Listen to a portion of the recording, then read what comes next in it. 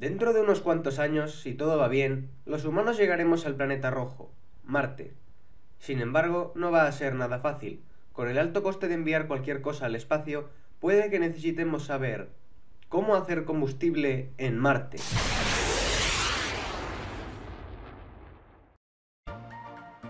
Dos de los grandes problemas de la colonización de Marte serían el precio y la necesidad de volver a la Tierra. Aunque no vaya nadie dentro, recuperar las naves ahorraría muchísimo dinero en fabricación. La reutilización es la clave para abaratar los costos, por lo que la mejor solución sería hacer combustible aquí, en la superficie del planeta rojo. Para alimentar un motor de cohete se necesitan dos componentes: un combustible, que es una sustancia inflamable, y un comburente, que suele ser el oxígeno. Hay dos tipos de combustible líquido que nos podrían servir, ya que son muy fáciles de obtener en Marte: hidrógeno más oxígeno. En este combustible reaccionan dos moléculas de hidrógeno y una molécula de oxígeno, produciendo dos moléculas de agua y energía. Este es el combustible que utilizan la gran mayoría de los cohetes. Sin embargo, no sería práctico, ya que mantener el hidrógeno líquido es muy difícil y caro, y porque no se optimiza bien el espacio con este combustible, con lo cual nos acabaría quedando un cohete enorme. En este caso reacciona una molécula de metano con dos de oxígeno, y produce una de CO2 y dos de agua. Esta sería la mejor opción, ya que el tamaño del cohete no sería excesivo, y mantener el metano líquido es mucho más fácil que con el hidrógeno. La nave que tiene planeado SpaceX para ir a Marte, el Interplanetary Transport System, utilizaría este combustible por sus múltiples ventajas.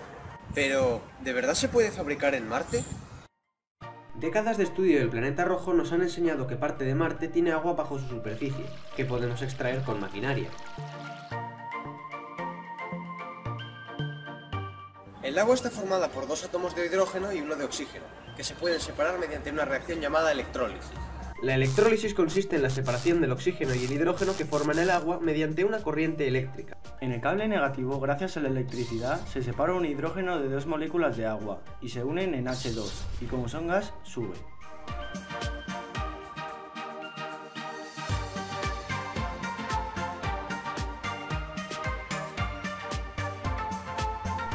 En el cable positivo pasa lo contrario, que se separa el oxígeno del agua formando O2 y como es gaseoso, sube.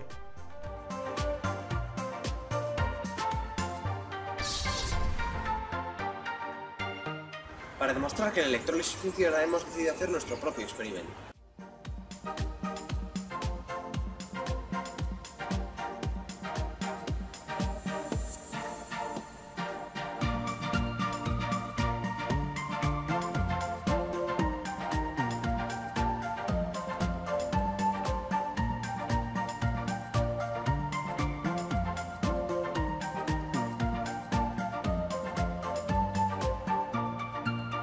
Solo con esta reacción ya podríamos hacer combustible de hidrógeno y oxígeno.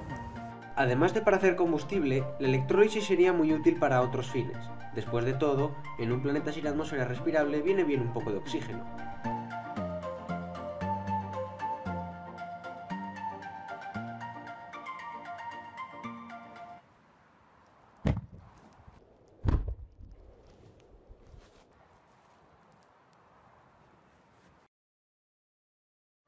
Respecto al combustible de metano más oxígeno que planea utilizar SpaceX, necesitamos átomos de oxígeno, hidrógeno y carbono.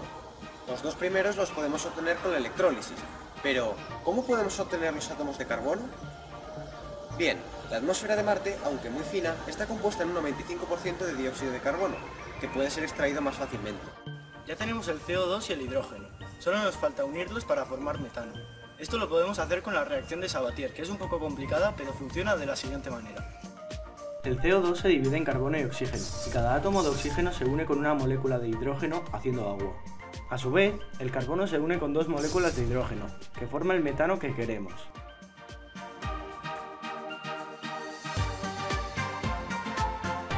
Con el metano obtenido de la reacción de Sabatier y el oxígeno de la electrólisis, ya tenemos el combustible de metano más oxígeno.